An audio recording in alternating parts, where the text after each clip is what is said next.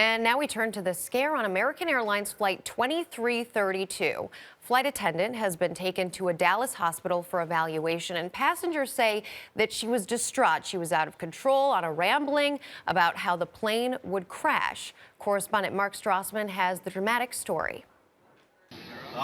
From the back of Flight 2332, passengers could hear screams. An American Airlines flight was taxiing for takeoff in Dallas, bound for Chicago. A flight attendant, having an apparent medical episode, startled passengers by ranting on the intercom about 9/11 and more. She said she would not be responsible for the plane crashing. And we hadn't even left the ground yet, so I wasn't really sure what she was talking about. She actually made two comments that if we didn't go back to the gate, we would crash. And she's still babbling all this stuff, and then she's like, hello, no one's listening to me. And the next thing you know, bam.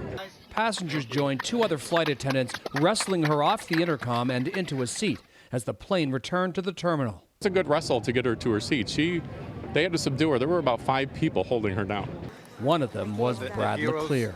She was in a manic state. She mentioned things about being bipolar. I asked her if she took lithium. She said yes. And I asked her if she took it today. She said no. In a statement, American Airlines acknowledged an incident occurred involving some of the cabin crew. We continue to investigate the details and circumstances. We apologize. I do think the situation would have been extremely out of control if we had been in there, and I thank God that we were not. An hour later than planned, the flight was airborne for Chicago after the unidentified flight attendant, handcuffed but kicking and screaming, was taken to a police cruiser waiting on the tarmac. No charges have been filed.